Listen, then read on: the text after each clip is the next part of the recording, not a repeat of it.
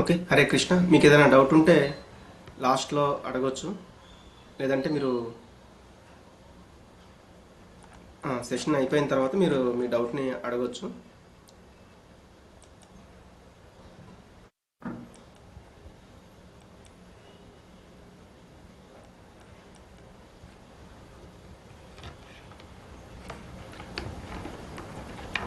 ఓం అజ్ఞానతిమిరాంధస్య జ్ఞానాంజనాశలాకయ చక్షురున్మిళితం येन తస్మై శ్రీ గురవే నమః. శ్రీ చైతన్య మనోభీష్టం స్థాపితం येन భూతలే స్వయం రూప కదా మహ్యం దదాతి స్వపదాంతికం. వందేహం శ్రీగురో శ్రీయుతపదకమలం శ్రీగురూన్ వైష్ణవాంశ్చ. శ్రీరూపం సాగ్రజాతం సాగర రఘునాథాన్వితం తం సజీవం సాద్వైతం సావధూతం పరిజనసహితం కృష్ణ చైతన్యదేవం శ్రీ రాధాకృష్ణ పాదాన్ సహగణ లలిత శ్రీ విశాఖాన్వితాంశ్చ. नमो ओं विष्णुपादाय कृष्णप्रेष्ठाय भूतले श्रीमते भक्तिवेदांत स्वामी नामे नमस्ते सारस्वते देवे गौरवाणी प्रचारणे निर्विशेष शून्यवादी पाश्चात्य देशधारणे.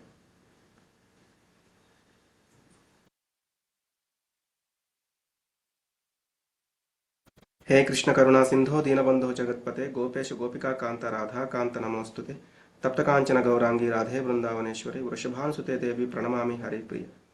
वाञ्छाकल्पतरुभ्यश्च कृपा सिन्धुभ्य एव पितानां पावनेभ्यो वैष्णवेभ्यो नमो नमः.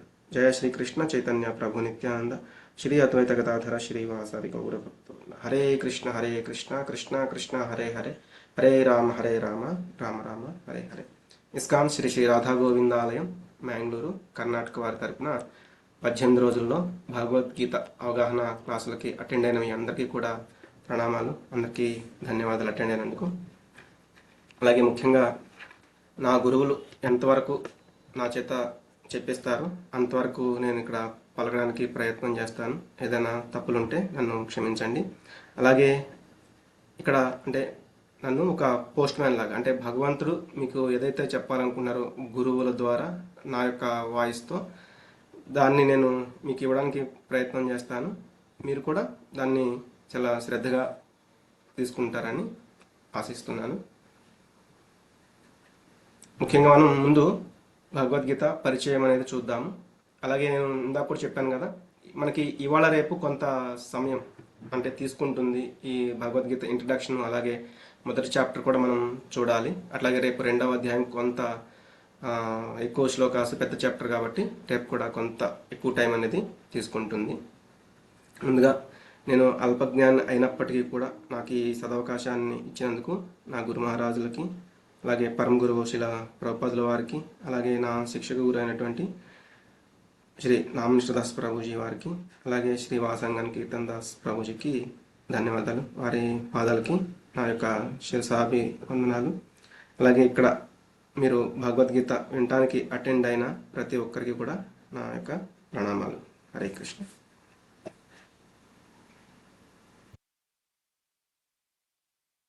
మనకి ముఖ్యంగా 4 యుగాలు అనేవి ఉన్నాయి. సత్యయుగము, త్రేతాయుగము, ద్వాపర యుగము, కలియుగము. అలాగే 5000 సంవత్సరాల క్రితం భక్తుడు అలాగే మిత్రుడు ఆయన అర్జునుడికి ఇది శ్రీకృష్ణ భగవానుడు బోధించడం జరిగింది. భగవద్గీత అనేది అందరికీ కొన్ని మత గ్రంథాలను తీసుకుంటే వాటికి అతీతమైందనమాట. అందరికీ కూడా ఈ యొక్క భగవద్గీత అనేది చాలా అవసరం.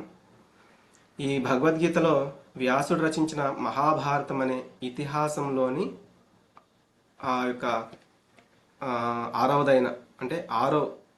అయిన భీష్మ పర్వంలో 25వ అధ్యాయం నుంచి 42వ అధ్యాయం వరకు 18 అధ్యాయాలు ఉంటాయి. ఆ యొక్క 18 అధ్యాయాల భగవద్గీత అనేది మనం చూస్తాము. అట్లాగే ఈ మహాభారత కథని వ్యాస మహర్షి శిష్యుడైన వైశంపాయన ముని జనమేజయ మహారాజుకి వినిపించాడు. అలాగే ఈ యొక్క భగవద్గీతను ఏమంటారంటే గీతోపనిషత్, అంటే ఉపనిషత్తుల యొక్క సారం. అందుకే దీన్ని గీతోపనిషత్ అని కూడా అంటారు. భగవద్గీతలో కర్మయోగము, భక్తి యోగము, జ్ఞానయోగము అనే యోగ విధానాలను భగవద్గీత బోధిస్తుంది. శ్రీకృష్ణ ద్వైపాయన వ్యాసుల వారి మహాభారత గ్రంథంలో శ్రీకృష్ణుడు, అలాగే అర్జునుడు, ఇంకా ధృతరాష్ట్రుడు, సంజయుడు వీళ్ళ యొక్క సంవాదంతో మొత్తం 700 శ్లోకాలు అనేవి ఉంటాయి అన్నమాట. అలాగే అసలు మనకి ఈ యొక్క భగవద్గీత ఎలా వచ్చింది, దాని యొక్క ప్రస్థానం అంటే ముందు ఏం జరిగింది అనేది మనం కొంత చూడడానికి ప్రయత్నం చేద్దాము. ఆల్రెడీ మీ అందరికీ చాలా తెలిసిందే, కానీ ఒక 5-10 నిమిషాలు ఎవరైతే తెలియని వాళ్ళ కోసం మనం కొంత డిస్కస్ చేద్దాము. ఈలోపు తెలిసిన వాళ్ళు కూడా మళ్ళీ రివిజన్ చేసుకున్నట్లుగా ఉంటుంది. ఏంటి అంటే, ధృతరాష్ట్రుడు అంధుడు, అతని యొక్క సోదరుడు పాండురాజు. ధృతరాష్ట్రుడికి 9 పుత్రులు ఉంటారు. అలాగే పాండురాజుకి 5 పుత్రులు అనేవాళ్ళు ఉంటారు. ఈ భూమి మీద మొత్తాన్ని పాలిస్తున్నటువంటి ఈ యొక్క మనం భరత ఖండం అంటే ఈ యొక్క భరత అనే మహారాజు నుంచి ఆ పేరు అనేది వచ్చింది. అతని నుంచే వచ్చింది. అంటే వాళ్ళ నుంచి వచ్చిన ఒక వంశం ఏంటి అంటే కురువంశం అన్నమాట. ఆ కురువంశంలో వీళ్ళిద్దరు కూడా సోదరులు, ధృతరాష్ట్రుడు అలాగే పాండురాజు జన్మించారు. అందుకే ఈ యొక్క దీనిని మహాభారతము అంటారు. ఆ భరత మహారాజు పేరు మీద వచ్చింది కాబట్టి మనల్ని భారతదేశము, భారత ఖండము అని కూడా పేరు వచ్చిందనమాట.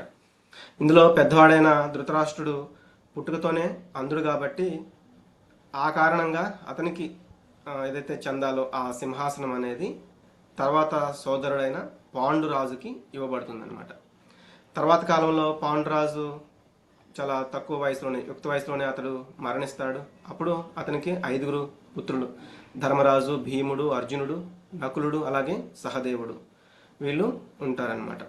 అలాగే ఎప్పుడైతే ఆ పాండురాజు యుక్త వయసులోనే కొన్ని కారణాల వల్ల మరణిస్తాడో అప్పుడు రాజు లేడు కాబట్టి ధృతరాష్ట్రుడు అంధుడైనా కూడా, ఎందుకంటే వీళ్ళు చిన్నపిల్లలు, పాండురాజు మరణించే సమయానికి అతని యొక్క 5 పుత్రులు కూడా చిన్నపిల్లలు కాబట్టి వాళ్ళు రాజ్యభారాన్ని మోయలేరు కాబట్టి ఆ యొక్క బాధ్యతని ధృతరాష్ట్రుడు తీసుకుంటాడు. ఎప్పుడైతే ఆ పాండురాజు మరణించాడో అప్పుడు నెక్స్ట్ జనరేషన్లో వీళ్ళు లేరు కాబట్టి అతనికి ఇవ్వడం జరుగుతుంది అనమాట.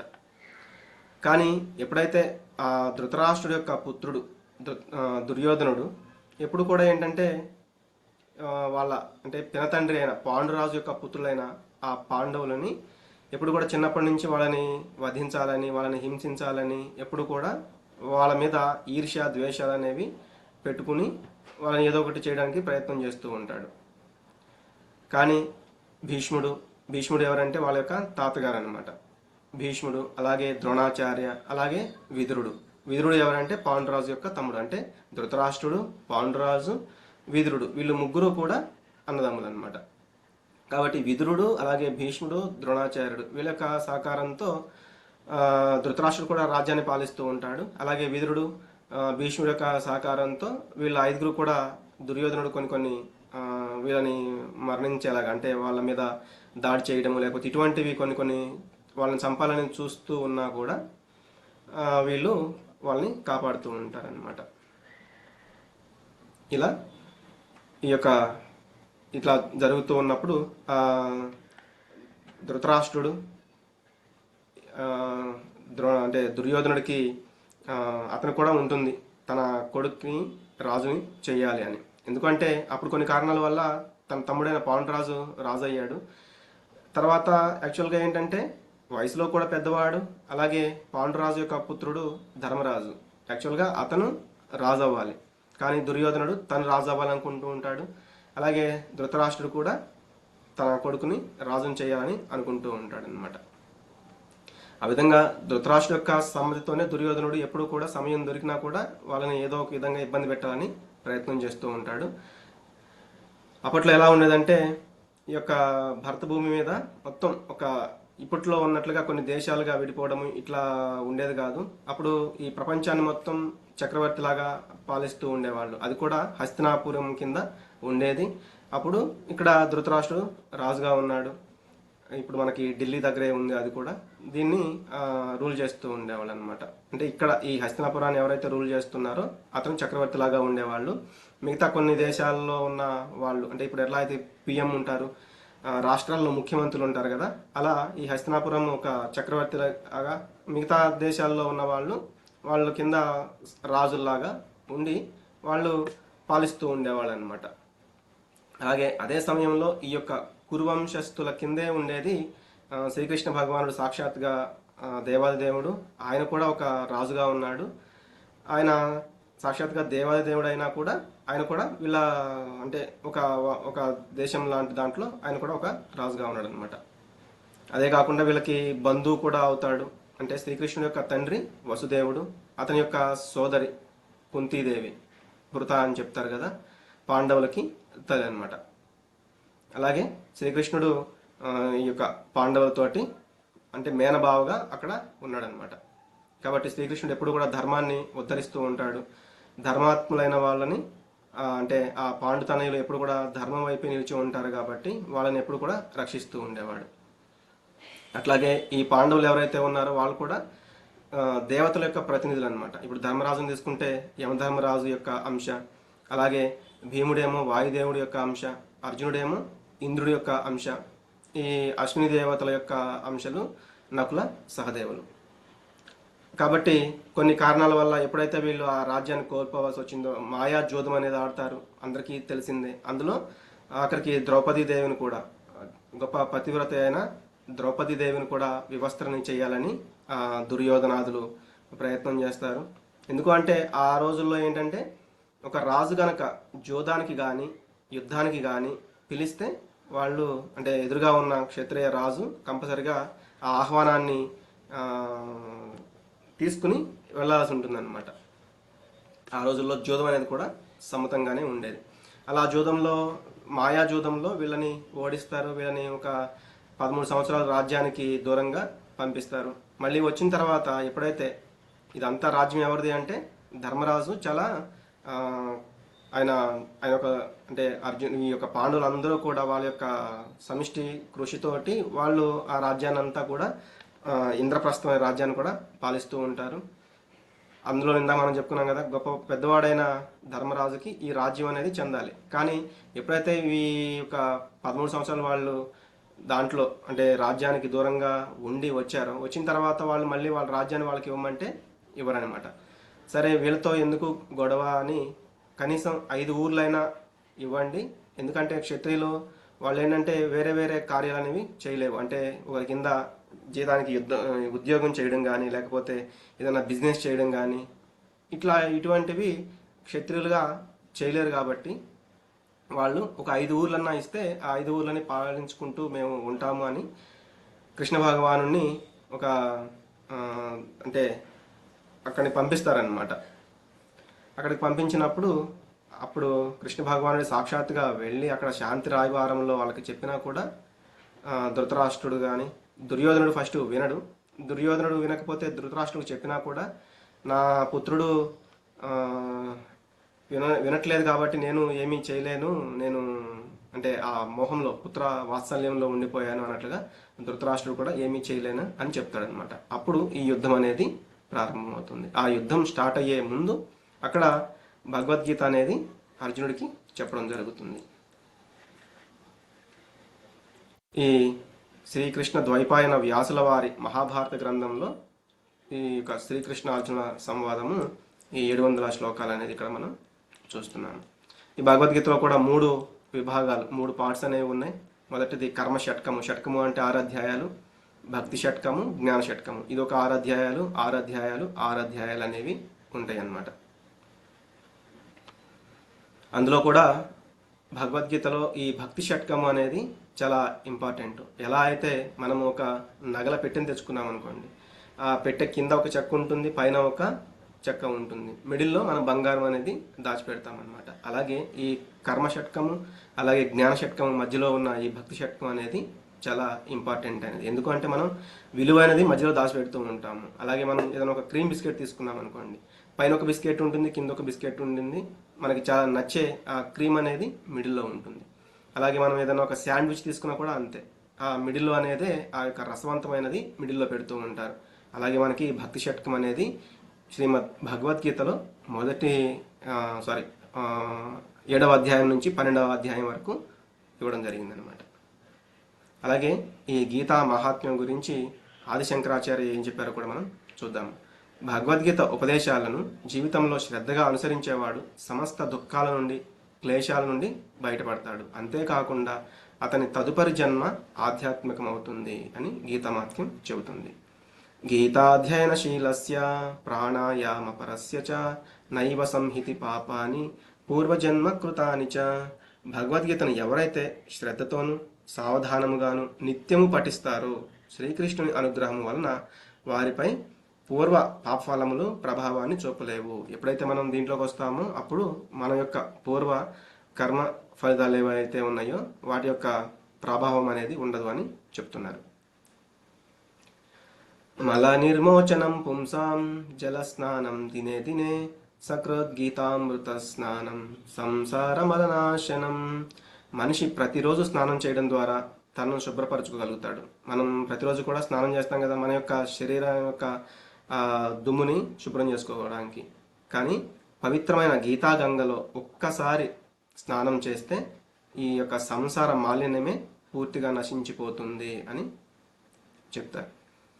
భారతామృత సర్వస్వం విష్ణువక్త్రద్వినిసృతం గీతా గంగోదకం పీత్వా పునర్జన్మన విద్యతే. గంగాజలము పానం చేసిన వాడు ముక్తిని పొందుతాడు. అయితే గీతా గంగామృతాన్ని పానం చేసిన వాడి గురించి వేరుగా చెప్పేదేముంది అంటే ఎవరైతే గంగాజలాన్ని పానం చేస్తున్నారో వాళ్ళు ముక్తిని పొందుతారు. మరి ఈ యొక్క గీత అనే ఈ గంగామృతాన్ని ఈ పానం చేసేవాడి గురించి మనం ఇంకా సపరేట్గా చెప్పవసరం లేదు. భగవద్గీత అనేది మహాభారతంలోని దివ్య అమృతము. ఆది విష్ణువైన శ్రీకృష్ణ భగవాను నుంచే స్వయముగా ఇది ఉపదేశితము అయి ఉన్నది.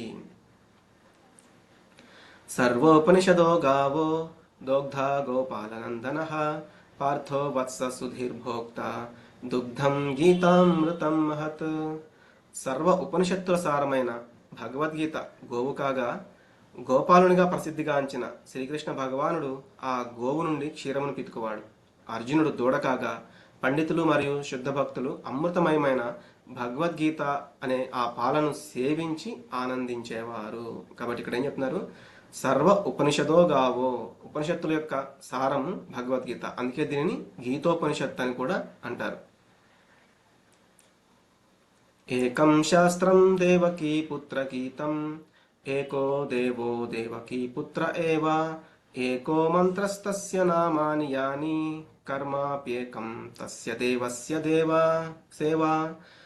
ప్రస్తుత కాలంలో జనులందరూ ఒకే శాస్త్రము, ఒకే దేవుడు, ఒకే ధర్మము, ఒకే కర్మము ఉండాలని కోరుకుంటారు. అందుకే ఏకం శాస్త్రం దేవకీ పుత్ర గీతం, భగవద్గీత ఒక్కటే సమస్త ప్రపంచానికి సంబంధించిన గ్రంథముగాక. ఏకో దేవో దేవకీ పుత్ర ఏవ, సమస్త ప్రపంచానికి శ్రీకృష్ణ భగవానుడు ఒక్కడే దేవదేవుడు. ఏకో మంత్రస్తస్య నామాని యాని హరే కృష్ణ కృష్ణ కృష్ణ హరే హరే హరే రామ రామ రామ హరే హరే అనడి కృష్ణనామమే ఏకైక మంత్రము, మహామంత్రము. కర్మాప్యేకం తస్య దేవస్య సేవ, కృష్ణ సేవయే ఏకైక కర్మము అని ఇక్కడ చెప్పడం జరిగింది. అలాగే మనకి 4 వేదాలు అనేవి ఉన్నాయి. ఋగ్వేదము, యజుర్వేదము, సామవేదము, అథర్వణ వేదము. పంచమ వేదం అని ఈ యొక్క మహాభారతాన్ని చెప్తూ ఉంటారు. అలాగే అన్ని వేదాల సారం కూడా గీతాసారం, భగవద్గీత. అందుకే ఈ గీతా మహత్యంలో మనకి ఇదంతా కూడా చెప్పడం జరిగింది.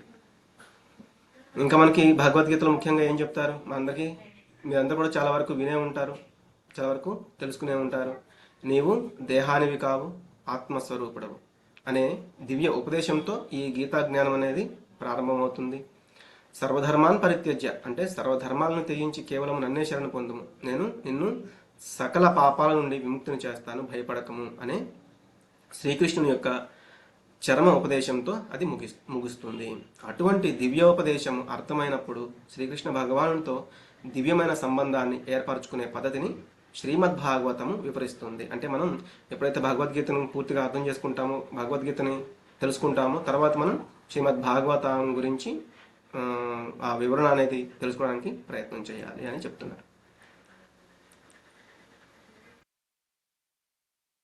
మరి మనం భగవద్గీత యథాతథం మాత్రమే ఎందుకు అంటే మనం మరి ఇక్కడ అటెండ్ అయ్యాము, ఎవరో ఏదో చెప్తున్నారు అనేది కాకుండా మరి భగవద్గీత ఎందుకంటే భగవద్గీత అనేవి చాలా భగవద్గీతలు చాలామంది ఆదర్శ్ అనేవి అంటే వాటికి వ్యాఖ్యానాలు ఇచ్చారు, వాళ్ళు రాశారనమాట. చాలామంది భగవద్గీతలు రాశారు.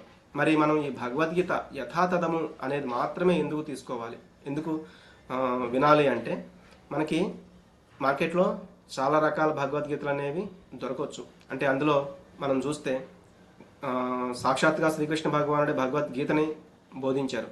కానీ చాలామంది ఏం చేస్తారంటే అందులో భగవద్గీతలో కృష్ణుడు చెప్పిందే కాకుండా వాళ్ళకి ఇష్టం వచ్చింది, లేకపోతే కృష్ణుడు అసలు చెప్పిన దాన్ని పక్కన పెట్టేసి వాళ్ళకి ఏదైతే అనిపిస్తూ ఉంటుందో దాన్ని రాస్తూ ఉంటారు. అందుకే వేరే వేరే భగవద్గీతలు అంతా కూడా ఏంటంటే ఏదైతే కృష్ణ భగవానుడు గురు శిష్య పరంపర ద్వారా అందరికీ అది ఇవ్వాలి అనుకున్నారో అది సరిగా ఇవ్వరనమాట. ఉదాహరణకి మనం ఏదైనా ఒక మెడిసిన్, అంటే మనకి ఏదైనా రోగం వచ్చినప్పుడు, మన వాళ్ళకి ఏదైనా రోగం వచ్చినప్పుడు ఆ మెడిసిన్ అనేది తీసుకోవాలి. అది డాక్టర్ చెప్పిన విధంగా మనం తీసుకున్నాము అంటే అది పనిచేస్తుంది.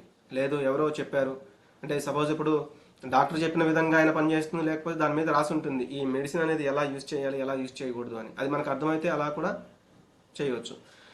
అలా కాకుండా ఎవరో ఒక ఫ్రెండ్ చెప్పాడనో లేకపోతే ఎవరో తెలిసిన వాళ్ళు చెప్పారని మనం దాన్ని తీసుకుని మనం యూజ్ చేసాము అంటే అది సరిగా పనిచేయదన్నమాట. ఇంకా మనకు అది ఎఫెక్ట్ అనేది, సైడ్ ఎఫెక్ట్ అనేవి కూడా రావచ్చు. కాబట్టి మనం డాక్టర్ చెప్పిన విధంగా కానీ లేకపోతే అది ఎలా వాడాలో దాన్ని అలా మాత్రమే దాన్ని వాడితే సరిపోతుంది. అలాగే భగవద్గీత కూడా అలాగే తెలుసుకోవాలి, అలాగే నేర్చుకోవాలి, అలాగే అంటే గురు శిష్య పరంపర ద్వారా మాత్రమే ఇది తెలుసుకోవాలి అని మళ్ళీ భగవద్గీతలోనే ఆ యొక్క వివరణ సాక్షాత్తుగా దేవాదేవుడైన శ్రీకృష్ణ భగవానుడే ఇవ్వడం జరిగింది. దానికి మనకి 4 సాంప్రదాయాలు అనేవి ఉంటాయి. ఆ 4 సాంప్రదాయాల్లో ఎవరి దగ్గర నుంచి అయినా కూడా మనం భగవద్గీత అనేది వినొచ్చు. ఎవరైనా సరే దాన్ని రాసిన ఈ గురుశిష్య పరంపరలో ఉన్న సాంప్రదాయాల్లో ఉన్నవారు ఇచ్చినవి మనం చదవచ్చు. శ్లోకాలు అనేవి అంటే వేరే వాళ్ళు ఇచ్చేవి ఎట్లా ఉంటాయి అంటే శ్లోకాలు అవే ఉంటాయి, కానీ భాష్యం ఏంటి వాళ్ళకి ఇష్టం వచ్చినట్లుగా వాళ్ళకి అనిపించినట్లుగా రాసేస్తూ ఉంటారనమాట. కాబట్టి అందుకే మనకి కొన్ని భగవద్గీత మనం తీసుకుని మనం ఏదైనా ప్రయత్నం చేస్తే మనకు అర్థం కాదు. యథాతథమైనా కూడా మనకి ఎప్పుడైతే ఈ గురుశిష్య పరంపరలో ఉన్న వాళ్ళు చెప్తున్నారో అలా కాకుండా మనం ఓన్గా దాన్ని చదవాలి అని ప్రయత్నం చేసినా కూడా అది అంత ఈజీగా అర్థం కాదు. ఎందుకు అంటే అది ఎప్పుడైతే గురుశిష్య పరంపరలో ఉన్న వాళ్ళు ఆ యొక్క కృష్ణుడు ఏ విధంగా దాన్ని మనకి అందచేయాలి అనే ఆ మూడ్తో చెప్పారో, ఆ యొక్క స్థితి ఏదైతే ఉందో అది గురుశిష్య పరంపరలో ఉన్న వాళ్ళు చెప్తే అది మనకి అర్థమవుతుంది అనమాట. కాబట్టి దాన్ని అలా అర్థం చేసుకోవడానికి ప్రయత్నిస్తే సరిపోతుంది. అలాగే అంతర్జాతీయ కృష్ణ చైతన్య సంఘ సంస్థాపకాచార్యులు పరమ పూజ్య శ్రీ అభయ చరణ భక్తి వేదాంత స్వామి ప్రభుపాదుల వారు, ముందుగా ఆయన గురించి కొంత మనం చూద్దాము. శ్రీ ప్రభుపాదుల వారు ఏంటంటే చిన్నప్పటి నుంచి తన తండ్రి గారైన మోహన్ డే నుంచి రథయాత్ర ఎలా జరపాలి ఇటువంటివన్నీ కూడా తెలుసుకునేవాళ్ళు. తర్వాత వారి గురువైనటువంటి శ్రీల భక్తి సిద్ధాంత సరస్వతి ఠాకూర్ వారితో ఈ యొక్క భక్తి కార్యక్రమాలని ప్రచారం చేస్తున్నటువంటి సమయంలో ఆయన్ని ఒక ఫ్రెండ్ నరేంద్ర అనే ఫ్రెండ్ ఆయన దగ్గరికి తీసుకెళ్తారు. అప్పటికి ప్రభుపాదుల వారు ఏంటంటే వీళ్ళు ఎవరైతే ఇట్లా సాధువులు వస్తూ ఉంటారో వాళ్ళందరినీ మనం నమ్మలేము, ఇది కరెక్ట్ కాదు అనే ఒక దాంట్లో ఉంటారు. కానీ ఇప్పుడు వచ్చిన ఈ భక్తి సిద్ధాంత సరస్వతి వారు స్వామి వారు చాలా గొప్పవారు, చాలా వివరంగా మనకి అర్థమయ్యేలాగా చెప్తున్నారు. లేకపోతే ఈయన అంటే నార్మల్ ఒక కొంతమంది బాబాలు ఉంటారు కదా, అటువంటి వారు కాదు అని తీసుకెళ్ళడం జరుగుతుందన్నమాట ప్రభుపాదుల వారిని. అలా ప్రభుపాదుల వారు ఆయన దగ్గరికి వెళ్ళడము, ఆయన శిష్యుడిగా స్వీకరించి ఆయనకు కొన్ని ఉపదేశాలు ఇవ్వడము, అలాగే పాశ్చాత్య దేశాలకి అంటే ఏదైతే అమెరికా ఇటువంటివి ఉన్నాయో అటువంటి దేశాలకు వెళ్ళి నువ్వు బాగా ఆంగ్లం చెప్తున్నావు కాబట్టి అటువంటి దేశాలకు వెళ్ళి నువ్వు వాళ్ళని మార్చితే కనుక వాళ్ళని చూసి మన భారతదేశంలో ఉన్న ఇండియన్స్ అందరూ కూడా నేర్చుకుంటారు, తెలుసుకుంటారు అని చెప్తారనమాట. అప్పుడు ఆయన ఏమంటారంటే ముందుగా మన దేశానికి స్వతంత్రం రావాలి కాబట్టి మనం స్వతంత్ర ఉద్యమంలో పాల్గొంటాను అని ఆయన చెప్పడం జరుగుతుంది. కానీ ఆయన ఒక గురువుగారు ఏమంటారంటే ఈ యొక్క స్వతంత్రం అనేది స్వల్పము, మనము శాశ్వతమైన స్వతంత్రం అంటే మనం ఎక్కడి నుంచి వచ్చామని మనం మళ్ళీ ఎక్కడికి వెళ్ళాలి అనేది జనులందరికీ కూడా బోధించాలని చెప్పడం జరుగుతుంది. అట్లా ఎప్పుడైతే ఆయన గురువుగారు ఆదేశం ఇచ్చారో కొన్ని సంవత్సరాలు ఇక్కడ ఆయన చేయడానికి ప్రయత్నం చేస్తారు. తర్వాత ఆయన గురువుగారి యొక్క మాట మీద వేరే ఇతర దేశాలకు వెళ్ళడము, అక్కడ ఈ యొక్క ఇస్కాన్ అనే సంస్థని అంటే ఈయన స్థాపించక ముందే ఈ యొక్క కృష్ణ చైతన్యం అనేది గురుశిష్య పరంపర ద్వారా కొనసాగుతూ ఉంది.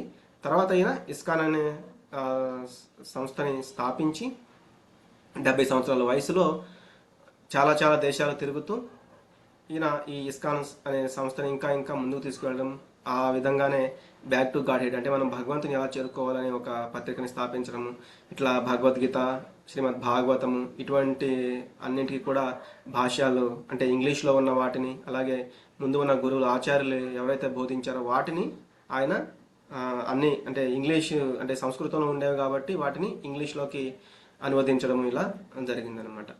కాబట్టి మనం కూడా ఈ యొక్క భగవద్గీత యథాతథం అనేది శిలా ప్రభుపాదుల వారి యొక్క బోధనల ఆధారంగా మనం అవగాహన చేసుకోవడానికి ప్రయత్నం చేస్తూ ఉంటాము.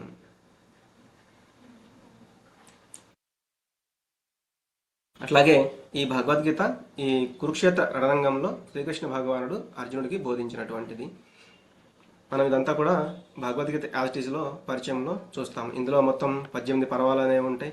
అందులో 6వ పర్వం ఇందా చెప్పుకున్నాం కదా, భీష్మ పర్వంలో 18 అధ్యాయాలు భగవద్గీత. అట్లాగే భగవద్గీత అనేది ఏంటి, మనకు ఒక మాన్యువల్ బుక్ లాంటిది అనమాట. మనం ఏదైనా ఒక వాషింగ్ మిషన్ అనో ఫ్రిడ్జ్ అనో తెచ్చుకున్నాం అనుకోండి, దాంట్లో ఒక మాన్యువల్ బుక్ అనేది ఇస్తారు. అంటే ఆ యొక్క ప్రోడక్ట్ని ఎలా తయారు చేశాము, దాన్ని ఎలా యూజ్ చేయాలి అనేది ఆ బుక్లో ఉంటుంది. అలాగే మనం కూడా మానవులం, ఎలా మనం భగవంతుని యొక్క అంశాలుగా మనం యొక్క భూమి మీదకి వచ్చాము, మనకు కూడా ఒక మాన్యువల్ బుక్ ఏంటి అంటే భగవద్గీత అనమాట. ఈ భగవద్గీత అనేది అందరికీ, అందుకే సనాతనమైన ధర్మం అనేది, ఈ యొక్క సనాతన ధర్మంలో భగవద్గీత అనేది చాలా ఇంపార్టెంట్. భగవద్గీత విన్న తర్వాత, అర్థం చేసుకున్న తర్వాత ఇందాక చెప్పుకున్నట్లుగా మనం భాగవతం కూడా చూడొచ్చు. ఇక్కడ కూడా ఒక ముఖ్యమైన 5 విషయాల గురించి భగవద్గీత అనేది బోధిస్తూ ఉంటుంది. ఈశ్వర, అలాగే జీవ, అలాగే ప్రకృతి, అలాగే కాలము, అలాగే కర్మలు అన్నమాట.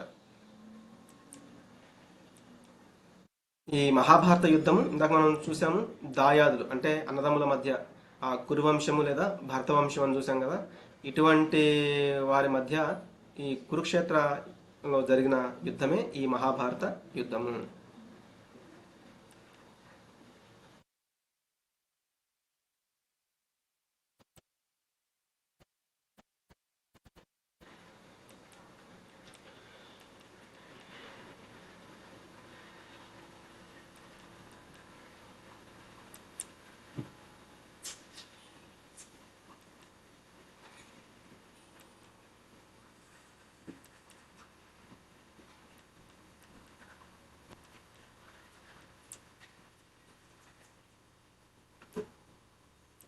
ఇక్కడ ముందుగా మనం భగవద్గీతలో చూస్తే ధృతరాష్ట్ర ఉవాచ అనేది ఉంటుంది. ధృతరాష్ట్రుడు అంధుడు కదా, ఆయన రాజుగా ఉన్నారు.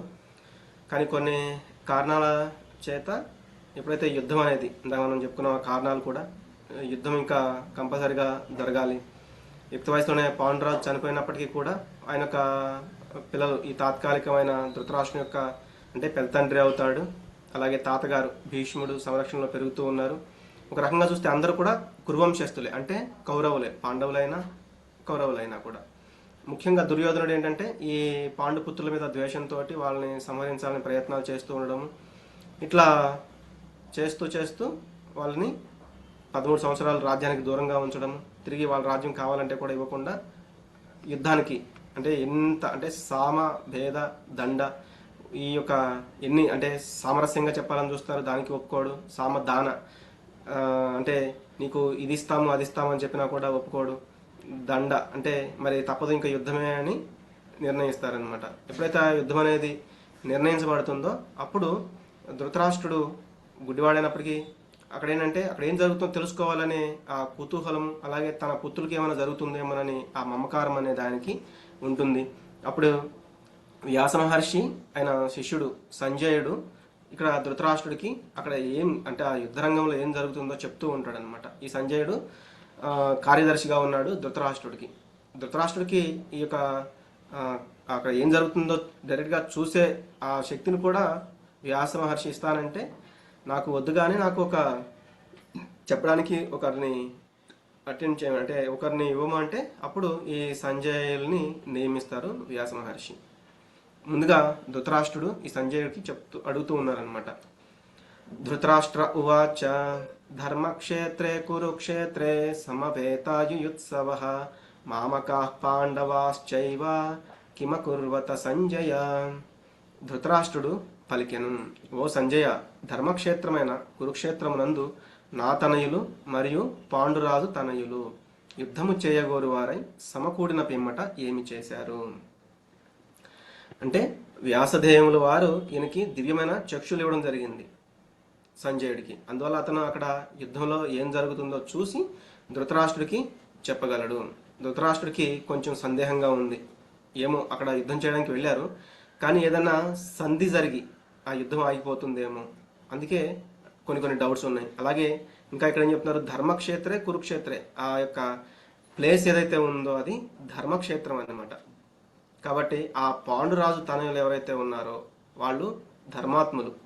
కాబట్టి నా పుత్రులు ఎలాగూ అధర్మపరులని ఆయనకి తెలుసు ధృతరాష్ట్రుడికి. కాబట్టి మామకాహ అంటే అనే పదంతో వాళ్ళని వేరు చేసి మాట్లాడుతున్నాడు, ఆ మామకాహ అనే పదంతో.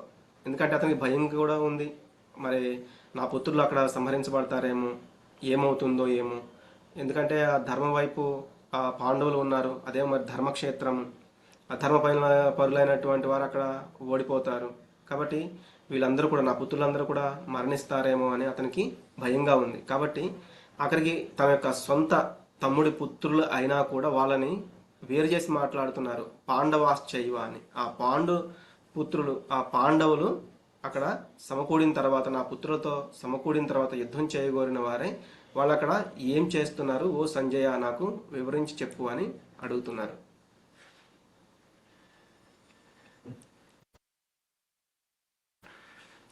దానికి సంజయుడు చెప్తున్నారు, సంజయ ఉవాచ దృష్ట్వా తు పాండవానీకం వ్యూఢం దుర్యోధనస్తదా ఆచార్యముపసంగమ్య రాజా వచనమబ్రవీత్. సంజయుడు పలికెను, ఓ రాజా, పాండు తనయులచే వ్యూహంగా ఏర్పాటు చేయబడిన సైన్యమును గాంచిన పిమ్మట దుర్యోధనుడు తన గురువు ద్రోణాచార్యుడు చెంతకు చేరి ఈ క్రింది విధముగా పలికెను. అంటే అక్కడ ధృతరాష్ట్రుడికి ఓ రాజా అని సంబోధిస్తూ, పాండు తనయులచే ఎప్పుడైతే ఆ పాండవులు వారి యొక్క సైన్యాన్ని వ్యూహంగా ఏర్పాటు చేశారో అది చూసిన దుర్యోధనుడు తన గురువైన ద్రోణాచార్యుడు ఏంటంటే ఇటు పాండవులకి ఆయనే గురువు, కౌరవులకు కూడా ఆయనే గురువు. అంటే వీళ్ళందరికీ కూడా ఆయన గురువుగా ఉండి ఈ యొక్క విద్యలన్నింటినీ కూడా నేర్పిస్తూ ఉంటారనమాట. కానీ తన యొక్క పుత్రుడైన అశ్వత్థామ ఇటు కౌరవుల వైపు ఉండడం వల్ల అతను కూడా, అలాగే రాజ్యానికి కట్టుబడి ఉండాల్సి రావడం వల్ల ఆయన కూడా ఇటువైపు యుద్ధం చేయాల్సి ఉంటుంది. అది మనము రాబోయే కొన్ని సందర్భం వచ్చినప్పుడు వాటి గురించి మనం మాట్లాడుతూ వెళ్ళొచ్చు. ఇంకా దుర్యోధనుడు చెప్తున్నారు, పశ్యైతాం పాండుపుత్రాణం, సంజయుడు చెప్తున్నారు, పశ్యైతాం పాండుపుత్రాణం ఆచార్య మహతీం చముం వ్యూఢాం ద్రుపదపుత్రేణ తవ శిష్యేణ ధీమత. ఇక్కడ ఏంటంటే దుర్యోధనుడు ద్రోణాచార్యుడితో చెప్తున్నది సంజయుడు ఇక్కడ ధృతరాష్ట్రుడు చెప్తున్నారనమాట.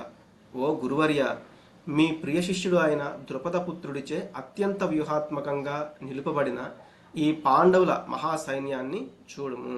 ఇక్కడ ఏంటంటే దుర్యోధనుడు కొంత రాజనీతి చతురతని, అంటే కొంత పొలిటికల్ గేమ్ని చూపిస్తున్నాడు అనమాట. ఎందుకంటే అక్కడ ద్రుపద పుత్రుడు ఎవరు అంటే దృష్టద్యుమ్నుడు. కానీ అక్కడ దృష్టద్యుమ్నుడు అని చెప్పకుండా మీ యొక్క స్నేహితుడు ఎవరు, ఇంతకుముందు స్నేహితుడు ద్రుపదుడు అని ఆ యొక్క ద్రుపదుడిని, అంటే ఆయనకున్న కొంత వైరాన్ని గుర్తు చేస్తున్నారు. ఎవరికి? ద్రోణాచార్యుడికి. ద్రోణాచార్యుడు అలాగే ద్రుపదుడు ఈ యొక్క భరద్వాజ మహర్షి దగ్గర విద్యాభ్యాసం చేస్తూ ఉండేవాళ్ళు. వాళ్ళిద్దరు కూడా స్నేహితులు. అయితే ఎప్పుడైతే వాళ్ళు అక్కడ విద్యాభ్యాసం చేస్తూ ఉన్న సమయంలో ఈయనేమో ద్రోణాచార్యుడేమో బ్రాహ్మణుడు, ద్రుపదుడేమో క్షత్రియుడు. క్షత్రియుడు ఎట్లాగూ తర్వాత రాజు అవుతాడు కాబట్టి అతను చెప్తాడు, తర్వాత నేను రాజు అయిన తర్వాత ఓ మిత్రమా, నీకు ఏదైనా అవసరం ఉంటే నా దగ్గరకు వస్తే నేను నీకు సహాయం చేస్తాను అని. అయితే ద్రోణాచార్యుడు విద్యాభ్యాసం అయిపోయిన తర్వాత ఆయన వివాహం చేసుకోవడము, తర్వాత అశ్వత్థామ పుట్టడము. అశ్వత్థామకి అంటే ఆయనకి గంజి తాగిస్తూ ఉంటారు, అంటే నిజమైన పాలు అనేవి ఉండవు వాళ్ళ దగ్గర, అంటే ఆవు పాలు కానీ ఇవి ఉండవు అనమాట. అందుకని ఆయనకి ఇవే పాలు అని ఏదో కొంచెం పిండి కలిపినవి లేకపోతే గంజి ఇటువంటివి ఇస్తూ ఆయన్ని పెంచుతూ ఉంటారనమాట.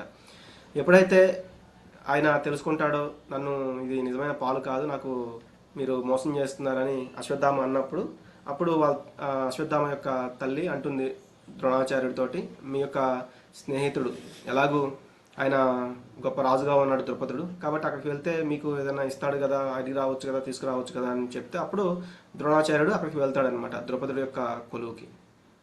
అప్పుడు ఆయన ఓ మిత్రమా అని సంబోధిస్తాడు. అలాగే నువ్వు నాకు ఇంతకుముందు వాగ్దానం చేసున్నావు, మరి నాకు ఇప్పుడు ఒక అవసరమైంది, నాకు ఒక ఆవునిస్తే నేను దాంతో నా కుటుంబ పోషణ చేసుకుంటాను అని చెప్తారు. దానికి ద్రుపదుడు కొంత వెటకారంగా ఆయన్ని కొంచెం బాధ పెడతారు.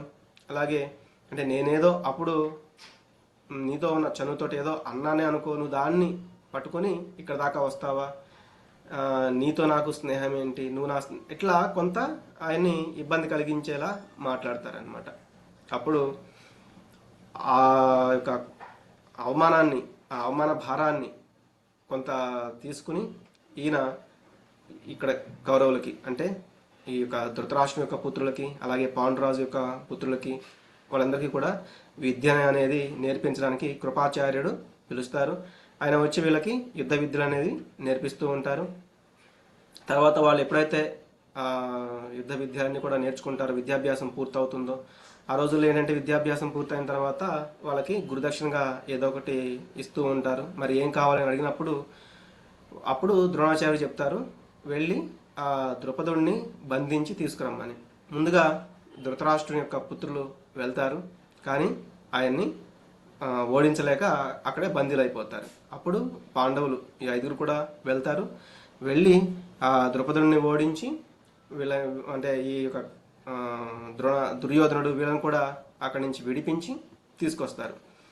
తీసుకొచ్చిన తర్వాత అప్పుడు ఆ ద్రుపదుడిని ఎప్పుడైతే ఆయన్ని అవమానించారో సేమ్ అట్లాగే ద్రోణాచార్యుడు ద్రుపదుడిని అవమానిస్తాడు. ఇప్పుడు ఈ రాజ్యం అంతా నాది, నా శిష్యుడు అంటే ముఖ్యంగా అర్జునుడు బంధిస్తాడు ఆయన్ని, నా శిష్యులు నిన్ను బంధించారు కాబట్టి రాజ్యం అంతా నాది, కానీ నీకు అర్ధరాజ్యం ఇస్తున్నాను పాలించుకోపో అని ఆయనకి మళ్ళీ అర్ధరాజ్యం ఇచ్చేస్తారనమాట.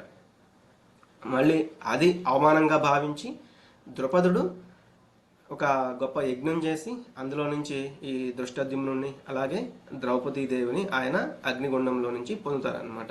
కాబట్టి ఆ దృష్టద్యుమ్నుడు మళ్ళీ విద్యాభ్యాసం కోసం అవసరమైతే మళ్ళీ ద్రౌపదుడు ఏం చెప్తారంటే దృష్టద్యుమ్నుడికి, నువ్వు వెళ్ళి ఆ ద్రోణాచార్యుడి దగ్గరికి వెళ్ళి యుద్ధ విద్యలు నేర్చుకో అని చెప్తారు. మరి దృష్టద్యుమ్నుడిని ఎందుకు ఆయన యజ్ఞం చేసి సంపాదించారు అంటే ద్రోణాచార్యుడిని అంతం చేయడానికి. మళ్ళీ ఇక్కడ అవసరమైనప్పుడు ఆ ద్రోణాచార్యుడి దగ్గరికి వెళ్ళి యుద్ధ విద్యలు నేర్చుకోమని చెప్తున్నారు. కాబట్టి దృష్టద్యుమ్నుడు మళ్ళీ ద్రోణాచార్య దగ్గరికి వచ్చి విద్యలు నేర్చుకోవడానికి వచ్చినప్పుడు గొప్ప బ్రాహ్మణుడు అలాగే గొప్ప గురువు కాబట్టి నన్ను సంహరించడానికే పుట్టాడు ఈ దృష్టద్యుమ్నుడు అని తెలిసినా కూడా ద్రోణాచార్యుడు అతనికి యుద్ధ విద్యలు అనేవి నేర్పిస్తారనమాట.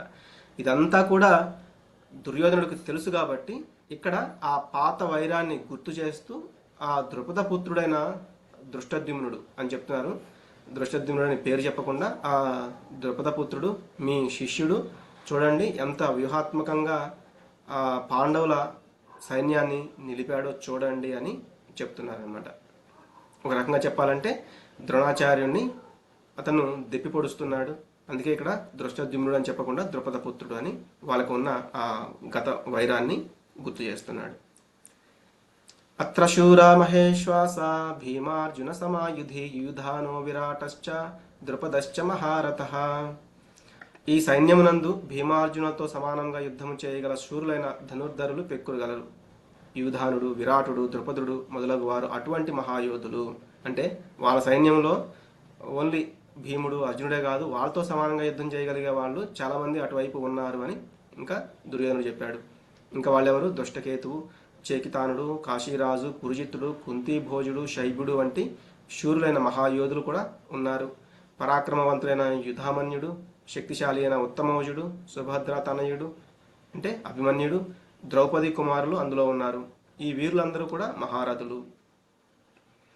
అస్మాకం తు విశిష్టాయే తాన్ని బోధ ద్విజోత్తమ నాయక మమ సైన్యస్య సంజ్ఞార్థం తాన్ బ్రవీమితే.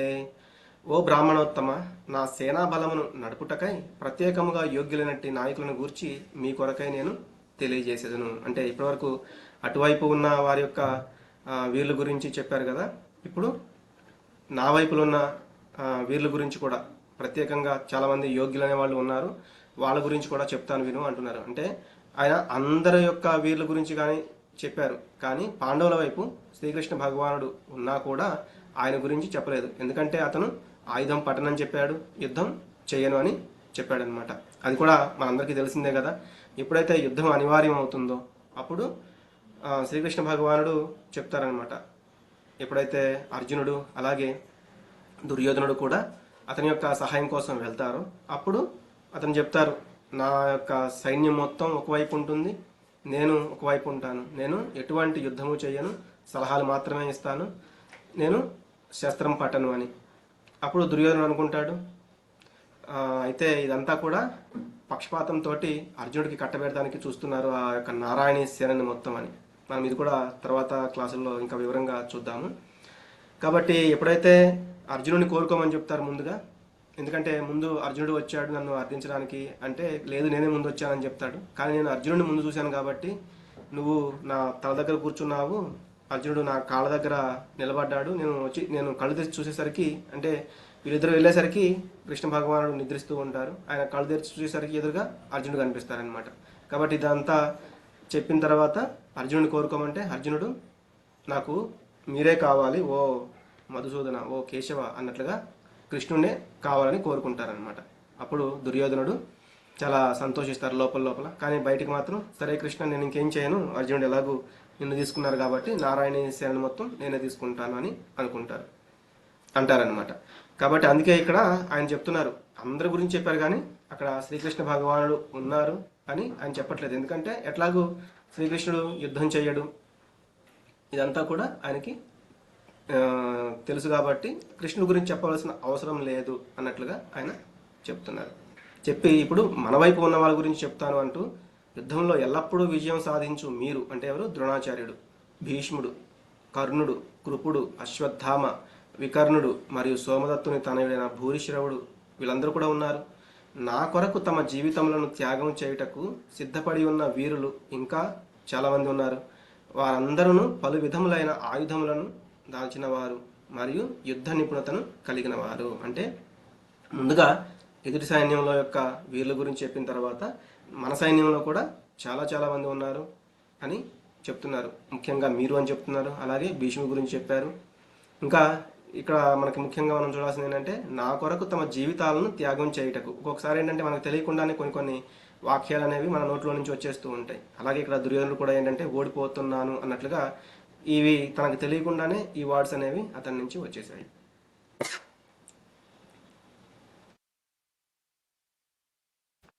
అపర్యాప్తం తదస్మాకం బలం భీష్మాభిరక్షితం పర్యాప్తం త్విదమే తేషాం బలం భీమాభిరక్షితం. మన సైన్య బలము లెక్కింప వీలులేనిదిగా ఉన్నది మరియు మనము పితామహుడైన భీష్మునిచే సంపూర్ణంగా రక్షింపబడుచున్నాము.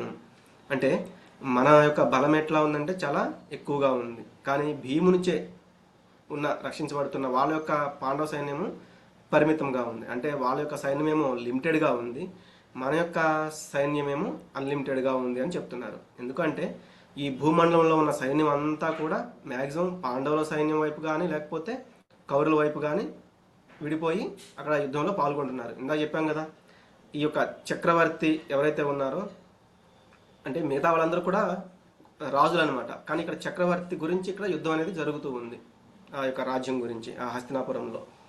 కాబట్టి అందరూ కూడా ఎటో ఒక వైపు ఉండి వాళ్ళు యుద్ధం అనేది చేస్తూ ఉన్నారు. మొత్తం 18 అక్షౌహిణుల సైన్యం ఉంటే పాండవుల వైపు 7, కౌరవుల వైపు 11 అక్షౌహిణుల సైన్యం అనేది ఉంది. రథాలలో యుద్ధం చేస్తున్న వాళ్ళు 21,870 మంది ఉన్నారు. ఏనుగులలో కూడా అంతేమంది ఉన్నారు. గుర్రాల మీద 65,610. అలాగే సైనికులు అంటే భటులు ఉంటారు కదా, వాళ్ళు ఒక అక్షౌహిణి అంటే 1,09,350 మంది. వీళ్ళని కలిపితే ఒక అక్షౌహిణి సైన్యం అనేది అవుతుంది. అయనేషు చ సర్వేషు యథా భాగమవస్థితాః భీష్మమేవాభిరక్షంతు భవంతః సర్వ ఏవ హి. కావున కౌరవ సేన నాయకులందరికీ మీ వ్యూహాత్మక స్థానాలను పరిరక్షిస్తూ భీష్మ పితామహుడికి పూర్తి సహకారం అందించమని పిలుపునిస్తున్నాను అని ఇక్కడ దుర్యోధనుడు ఇంకా పలుకుతున్నారనమాట. ఓ వాయిస్ మాతాజీ, వాయిస్ ఏమన్నా క్లారిటీగా లేదా? క్లియర్గా ఉంది Prabhuji. Okay okay Mataji. Chat బాక్స్లో మెసేజ్ పెట్టారు. మీకు నెట్వర్క్ సరిగా ఉన్నట్లయితే, ఎవరైతే నెట్వర్క్ లేదో వాళ్ళు కొంచెం నెట్వర్క్ ఉన్న దగ్గర ఉండండి. అలాగే మనకి కొంచెం ఈరోజు రేపు కొంచెం సమయం తీసుకుంటాము, ఇదంతా కొంచెం వివరించాలి కాబట్టి. తర్వాత టైంకే క్లాస్ అనేది అయిపోతూ ఉంటుంది. ఇంక ఇక్కడ ఏం చెప్తున్నారు, మిగతా వాళ్ళందరికీ చెప్తున్నారనమాట, మీ యొక్క వ్యూహాత్మక స్థానాల్లో ఉంటూ ఎవరికి, భీష్మ పితామహుడికి మనం గనక ఆయనకి మనం సహకారం అందించగలిగితే అప్పుడు ఆయన మనకి చాలా యుద్ధం అనేది బాగా చేయగలుగుతారు అని ఇక్కడ చెప్తున్నారు. తస్య సంజనయన్ హర్షం కురు వృద్ధ పితామహః సింహనాదం వినద్యోచ్చైః శంఖం దద్మౌ ప్రతాపవాన్. అప్పుడు కురువంశ మహాపరాక్రమవంతుడు వృద్ధ పితామహుడు అయిన భీష్ముడు దుర్యోధనుడికి సంతోషం కలిగించేలా సింహగర్జన వంటి ధ్వని కలుగునట్లుగా తన శంఖాన్ని పెద్ద శబ్దంతో పూరించాడు. ఎప్పుడైతే భీష్ముడు దుర్యోధనుడు ఆ మాట అన్నాడో అప్పుడు అతనికి కొంత సంతోషం కలగాలి అనే విధంగా తన శంఖం తీసుకుని సింహగర్జన లాంటి ధ్వనితో ఆ శంఖాన్ని పెద్ద శబ్దంతో పూరించాడనమాట.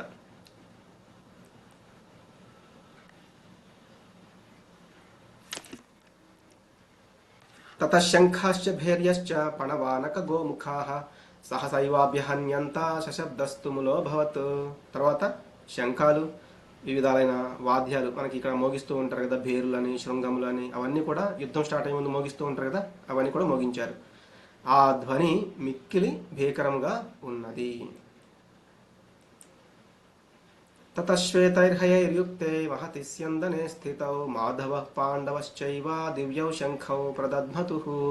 అప్పుడు తెల్లని గుర్రాలతో కూడిన మహారథంలో కూర్చుని ఉన్న కృష్ణుడు మరియు పాండుకుమారుడు అర్జునుడు కూడా తమ దివ్య శంఖాలు పూరించారు. అర్జునుడు మరి శ్రీకృష్ణ భగవానునే కోరుకున్నారు కదా, నా యొక్క రథం మీద ఉంటూ నాకు సలహాలు ఇవ్వు, నీ యొక్క మార్గ నిర్దేశంలో మేము యుద్ధం చేస్తాము అని దేవాదేవుడైన శ్రీకృష్ణ భగవాను కోరుకున్నారు. కాబట్టి వీళ్ళిద్దరూ కూడా ఈ రథం మీద ఎట్లా ఉంది, ఆ యొక్క తెల్లని గుర్రాలతో పూరించబడిన మహారథం అనేది ఉంది అనమాట. ఆ మహారథం కూడా అగ్నిదేవుడు ఇవ్వడం జరుగుతుంది అర్జునుడికి. పాంచజన్యం హృషీకేశో దేవదత్తం ధనంజయ పౌండ్రం దద్మౌ మహాశంఖం భీమకర్మ వృకోదర. ఇక్కడ హృషికేశుడు అంటే శ్రీకృష్ణ భగవానుడు పాంచజన్యము, అర్జునుడేమో దేవదత్తము, భీముడేమో పౌండ్రము, అలాగే ధర్మరాజు యుధిష్ఠుడేమో అనంత విజయము, నకులుడేమో సుఘోష, సహదేవుడేమో మణిపుష్పక అనే ఇటువంటి పేర్లు కలిగిన ఆ శంఖనాదాలని పూరించారు. ఈ పేరు నోట్ చేసుకోండి, మీకు క్విజ్ అనేది ఉంటుంది. క్విజ్లో కూడా ఈ యొక్క పేర్లు అనేది కొన్ని అడుగుతూ ఉంటారు. అలాగే కాశీరాజు, శిఖండి, దృష్టద్యుమ్నుడు, విరాటుడు, సాత్యకి, ద్రౌపదుడు, ద్రౌపది తనయులు, గొప్ప బాహువులు కలిగిన అభిమన్యుడు, సుభద్ర తనయుడు, వీళ్ళందరూ కూడా వాళ్ళ శంఖాలను కూడా పూరించారు.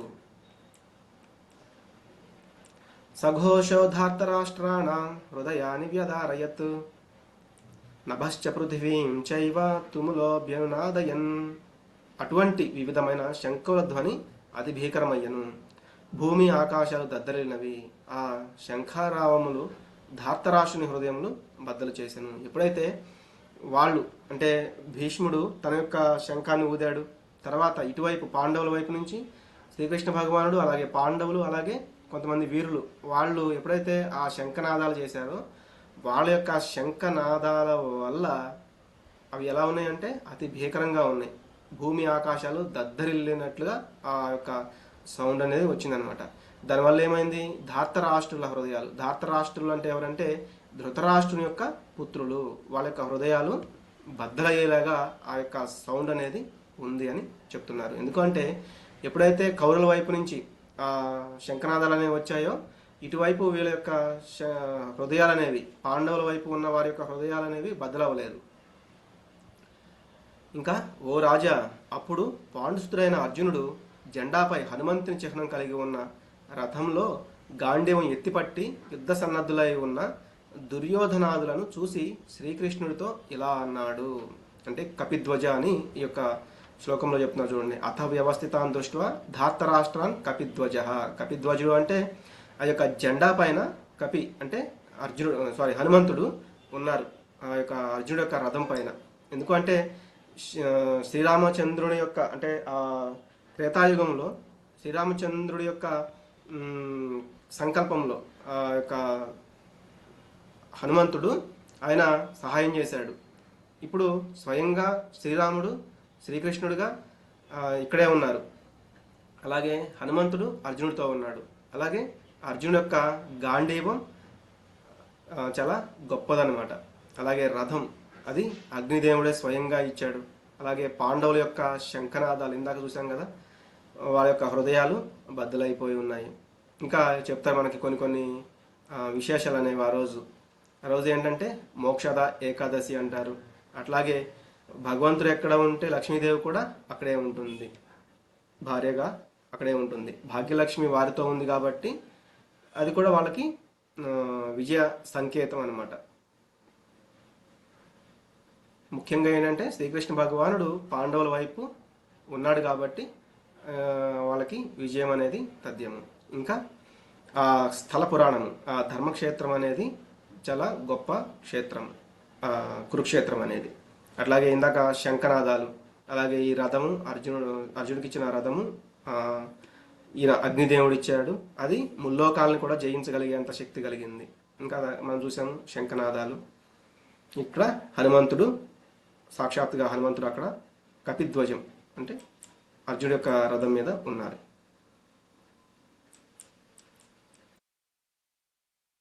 అప్పుడు అర్జునుడు పలుకుతున్నారు శ్రీకృష్ణ భగవానుడితో, సేనయోర్భయోర్మధ్యే రథం స్థాపయమేచ్యుత యావదేతా నిరీక్షేహం యోద్ధు కామానవస్థితాన్ కైర్మయా సహ యోద్ధవ్యం అస్మిన్ రణసముద్యమే. ఓ అచ్యుత అంటే శ్రీకృష్ణ భగవానుడితో, నా రథమును 2 సైన్యాల మధ్యలో నిలుపుము. తద్వారా ఈ మహాయుద్ధ రణరంగంలో నేను ఎవరెవరితో యుద్ధం చేయవలసి ఉన్నదో చూసే అవకాశం నాకు కలుగుతుంది. అంటే మనం ఎదుటి వారితో యుద్ధం చేయాలి అంటే మరి వాళ్ళని చూడాలి, వాళ్ళు ఎటువంటి ప్లాన్లో ఉన్నారు, వాళ్ళు ఆ సైన్యాన్ని ఎలా నిలిపారు అనేది చూస్తే వీళ్ళకి కూడా చాలా ఈజీగా ఉంటుంది కాబట్టి యుద్ధం చేయడానికి. కాబట్టి ఒక ఐడియా అంటూ వస్తుంది. కాబట్టి ఆ 2 సైన్యాల మధ్యలో తీసుకువెళ్ళి ఆ రథాన్ని నిలుపు అన్నట్లుగా కృష్ణ భగవానుడికి చెప్పారనమాట. సంజయ ఉవాచ, మళ్ళీ సంజయుడు చెప్తున్నారు. మనం చెప్పుకున్నాం కదా, అర్జునుడు అలాగే కృష్ణ భగవానుడు సంవాదం జరుగుతూ ఉంటుంది. అలాగే ఇక్కడ ధృతరాష్ట్రుడికి ఇక్కడ జరిగేదంతా కూడా సంజయుడు చెప్తూ ఉంటాడు. సంజయ ఉవాచ ఏవముక్తో హృషీకేశో గుడాకేశేన భారత సేనయోర్భయోర్మధ్యే స్థాపయిత్వా రథోత్తమం. ఎప్పుడైతే అర్జునుడు చెప్పాడో అప్పుడు అర్జునుడిచే ఆ విధముగా సంబోధింపబడిన వాడై శ్రీకృష్ణ భగవానుడు ఉత్తమమైన రథాన్ని ఇరుపక్షపు సేనల నడుమ తీసుకెళ్లి ఆయన నిలపడం జరిగింది. భీష్మద్రోణ ప్రముఖతః సర్వేషాం చ మహీక్షితాం ఉవాచ పార్థ పశ్యైతాన్ సమవేతాన్ కురూనితే.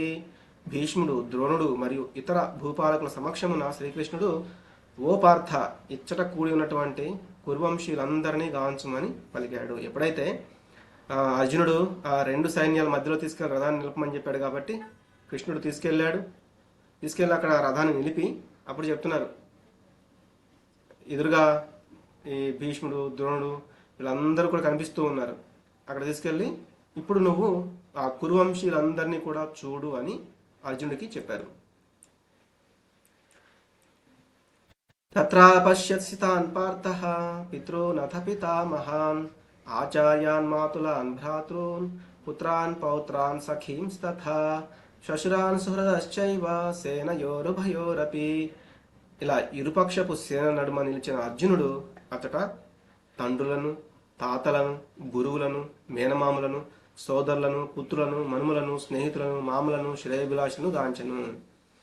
మనం తండ్రులు అంటే ఆయన తండ్రి సమానంగా, అంటే పాండురాజు యొక్క సమాన వయసులో ఉన్న వాళ్ళు ఉన్నారు అక్కడ. తాతలు అంటే భీష్ముడు ఉన్నాడు. అటువంటి భీష్ముడితో పాటుగా అటువంటి వయసులో ఉన్న వాళ్ళు కూడా చాలామంది ఉన్నారు. గురువులు ద్రోణాచార్యుడు ఉన్నాడు, కృపాచార్యుడు ఉన్నాడు. మేనమామలు అంటే కొంతమంది ఎవరైతే ఈ అశ్విని కుమారులు ఉన్నారు కదా, నకుల సహదేవులు, వాళ్ళ యొక్క మేనమామ, ఇట్లా వీళ్ళందరూ కూడా మేనమామలు అయ్యే వాళ్ళు కూడా చాలా మంది ఉన్నారు. అలాగే సోదరులు ఈ యొక్క 100 మంది ఉన్నారు కదా వాళ్ళు, అలాగే ఇంకా ఆ సోదర సమానులు కూడా అక్కడ చాలా మంది ఉన్నారు. పుత్రులు అంటే దుర్యోధనుడు పుత్రులు ఉన్నారు. అట్లాగే ఆ యొక్క తన యొక్క సోదరుల పుత్రులు కూడా అక్కడ చాలా మంది ఉన్నారు. అంటే పుత్రుల ఆ, వయసు ఉన్నవాళ్ళు, అలాగే తన యొక్క పుత్రులు ఉన్నారు ఈ పాండవుల వైపు కూడా. అలాగే మనుములు అంటే వాళ్ళ యొక్క పుత్రులు కూడా కొంతమంది ఉన్నారు. సపోజ్ ఇప్పుడు అభిమన్యుడు అంటే అతని యొక్క అర్జునుడి యొక్క పుత్రుడు. స్నేహితులను చూశాడు, మామలను చూశాడు, శ్రేయోభిలాషులని చూశాడు. తాన్ సమీక్ష స కౌంతేయః సర్వాన్ బంధూనవస్థితాన్ కృపయా పరయా ఆవిష్టో విషేదన్నిదమబ్రవీత్. కుంతి తనయుడైన అర్జునుడు అక్కడ ఉన్న తన స్నేహితులు మరియు బంధువులను చూసి కరుణను కూడిన వాడయి ఈ విధంగా పలికాడు. అక్కడ ఉన్న వాళ్ళందరినీ చూసిన తర్వాత అర్జునుడు మళ్ళీ ఇక్కడ ఏం చెప్తున్నారు అంటే, ఎప్పుడైతే ఇంతకుముందు దుర్యోధనుడు భయపడ్డాడు, కానీ ఇక్కడ అర్జునుడు ఏం చెప్తున్నారంటే, దృష్ట్వేమం స్వజనం కృష్ణ యుత్సుం సముపస్థితం సీదంతి మమ గాత్రాణి ముఖం చ పరిశుష్యతి. కృష్ణ యుద్ధాసక్తుల ఎదురుగా ఉన్న చుట్టాలను చూడగానే నా అవయవాలు తడబడిపోతున్నాయి, నోరు ఎండిపోతుంది. అంటే దుర్యోధనుడు ఎలా భయపడ్డాడంటే, ఆ యొక్క భీముడు, అర్జునుడు వీళ్ళందరినీ చూసి ఒక రకంగా చెప్పాలంటే ఒక రాజనీతి ధోరణితో ద్రోణాచార్య దగ్గరికి వెళ్ళి చెప్పాడు. కానీ ఇక్కడ కూడా అర్జునుడు కూడా కొంత భయపడుతున్నాడు. కానీ దుర్యోధనుడు యొక్క భయం ఏంటి అంటే, రాజ్యం అంతా నేనే పాలించాలి, రాజ్యం ఎక్కడ పోతుందని భయపడుతున్నాడు. కానీ ఇక్కడ అర్జునుడు ఏమంటున్నాడు, నా ఎదురుగా ఉన్న వాళ్ళందరూ కూడా నా చుట్టాలు, వాళ్ళు యుద్ధాసక్తులై ఉన్నారు. ఇటువంటి వాళ్ళని చూడగానే నా యొక్క అవయవాలు తడబడుతున్నాయి, నోరేమో ఎండిపోతుంది. సీదంతి మమగాత్రాన్ని ముఖం చ పరిశుష్యతి అని చెప్తున్నాడు. ఇంకా వేపతుశ్చ శరీరే మే రోమహర్షశ్చ జాయతే గాంధీవం స్రంసతే హస్తాత్ త్వక్చైవ పరిదహ్యతే. నా దేహం అంతా కూడా కంపిస్తూ ఉంది, నా రోమాలు నిక్కబొడుచుకుంటున్నాయి, ఈ గాంధీవం ఉంది కదా ఇది నా యొక్క చేతిలో నుంచి జారిపోతుంది, నా చర్మము మండిపోతుంది. ఇక్కడ నేను ఏమాత్రము నిలబడలేకపోతున్నాను, నన్ను నేనే మర్చిపోతున్నాను, నా మనసేమో చెలించిపోతుంది. ఓ కృష్ణ కేశి సంహారి, కేవలము అశుభ శకునాలే నేను చూస్తున్నాను. ఇక్కడ ఏమని చెప్తున్నారు, విపరీతాన్ని కేశవ, విపరీతాలని నేను ఇక్కడ చూస్తూ ఉన్నాను అని చెప్తున్నారు. ఆయన చెప్పిన లక్షణాలు అనేవి ఇలా ఉన్నాయి అన్నమాట.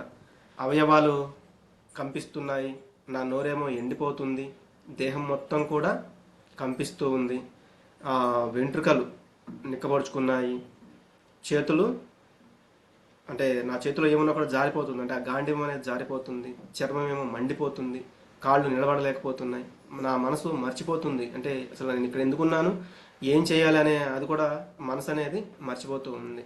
మనకు కూడా ఏదైనా కొన్ని విపరీతాలు అంటే మనకి కొన్ని సమస్యలు అనేవి వచ్చినప్పుడు మనకు కూడా ఏంటంటే ఇటువంటి లక్షణాలు అనేవి కలుగుతూ ఉంటాయి, నిలబడలేక కోలబడిపోతూ ఉంటాము. ఇటువంటివన్నీ కూడా మనకు కూడా జరుగుతూ ఉంటాయి.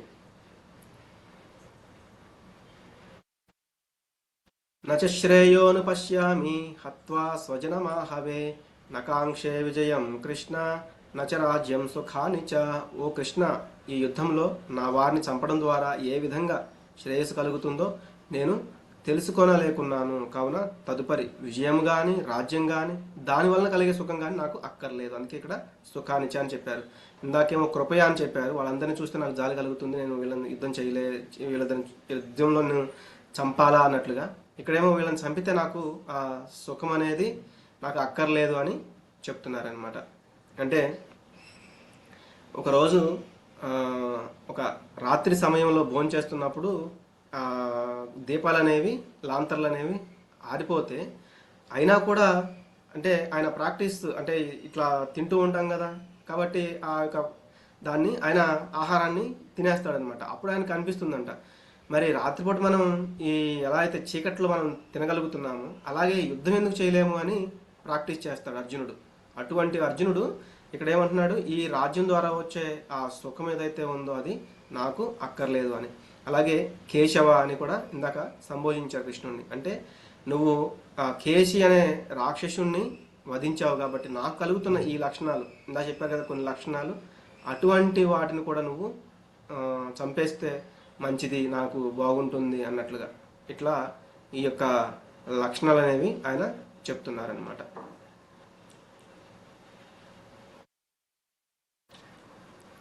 ఇంకా ఇక్కడ మేము ఎవరి కొరకు ఈ రాజ్యాన్ని, సుఖాన్ని, చివరికి ఈ జీవనమును కూడా కోరుచున్నామో వాళ్ళందరూ కూడా మరి యుద్ధరంగంలో నా ఎదురుగానే నిలిచి ఉన్నారు.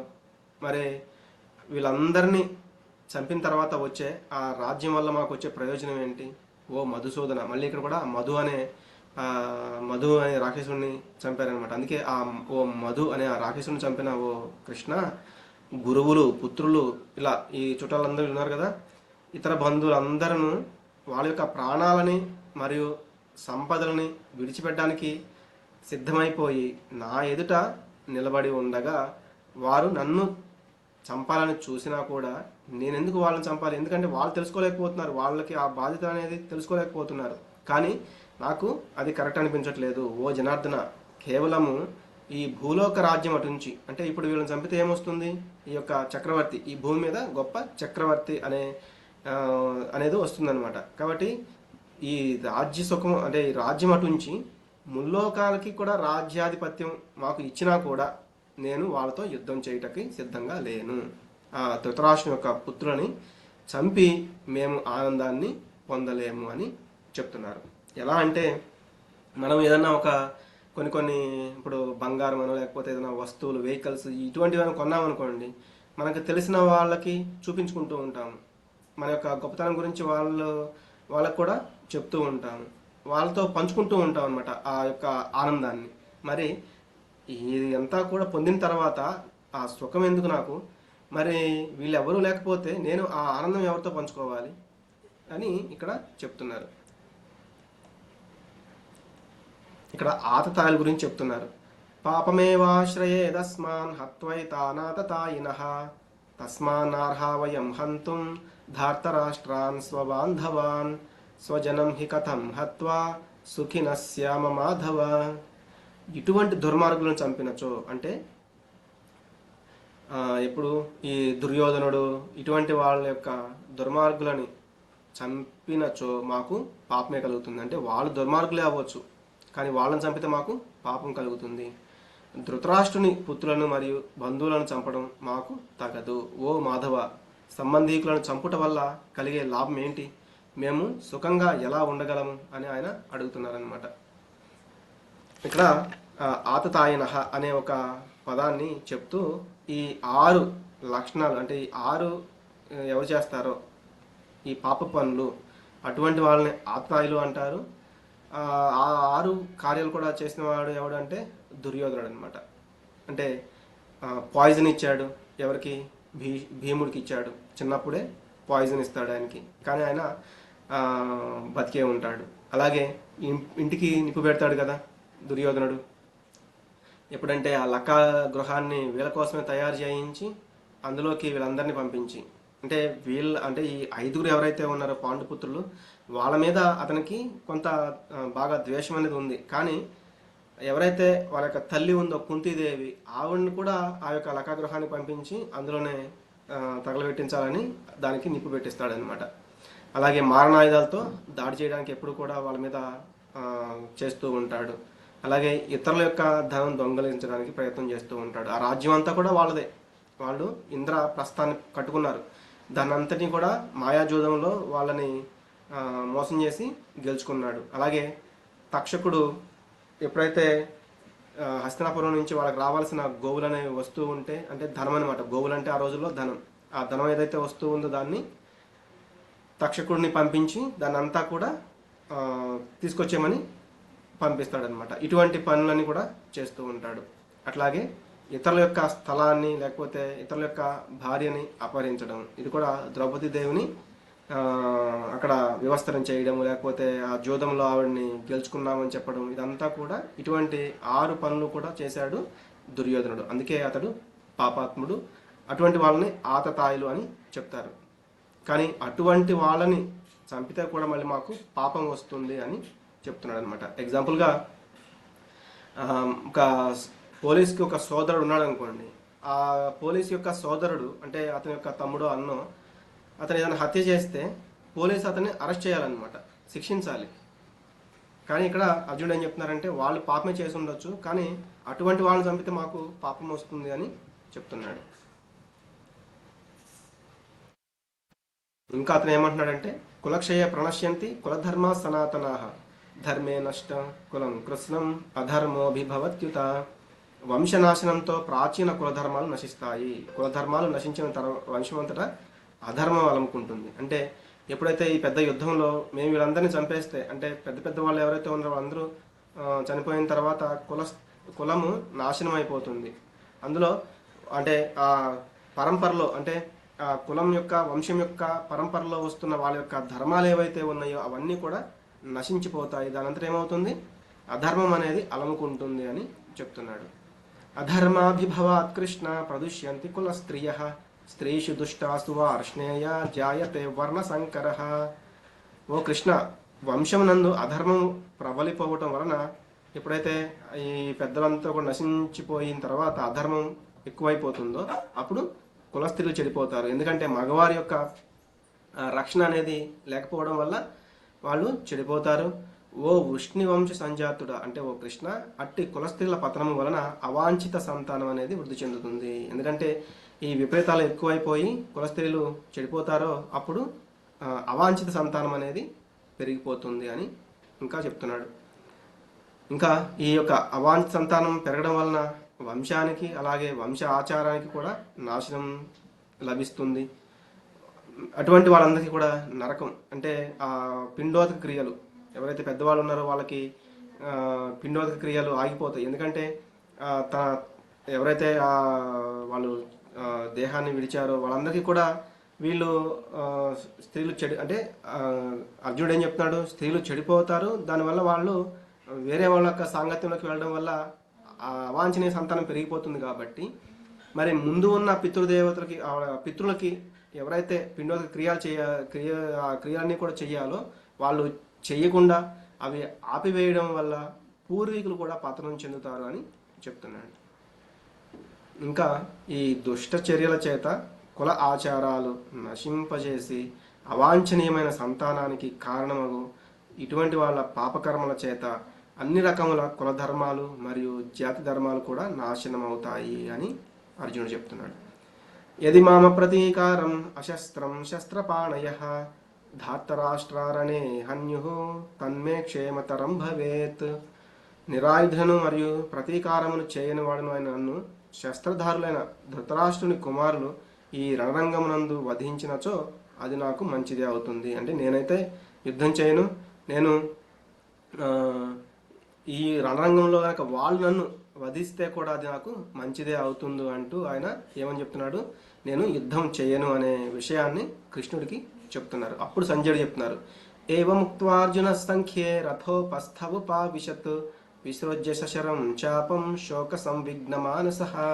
అప్పుడు సంజయుడు ఏమంటున్నారంటే, రణరంగమునందు అర్జునుడు ఈ విధంగా పలికి తన ధనుర్బాణములను పక్కకు పడవేసి దుఃఖంతో కల్లోలితమైన మనస్సు గలవాడై ఆ రథంలో కూర్చుండిపోయాడు. అంటే తన ఆ గాంధీవ ధనుసుని కింద పడేసి ఇంకా ఆయన అక్కడ కూర్చుండిపోయాడు అని చెప్తున్నారు.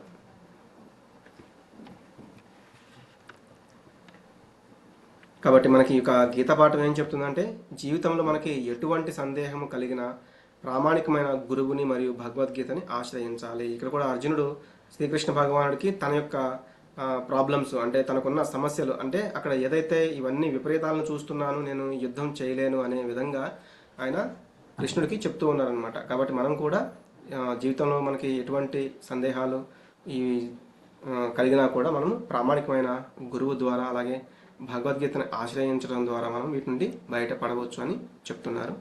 ఇక్కడ మనం విరామం తీసుకుందాము. రేపు 2వ అధ్యాయం చూద్దాము. వాంఛాకల్పతరుభ్యశ్చ కృపా సింధుభ్య ఏవ చ పతితానాం పావనేభ్యో వైష్ణవేభ్యో నమో నమః.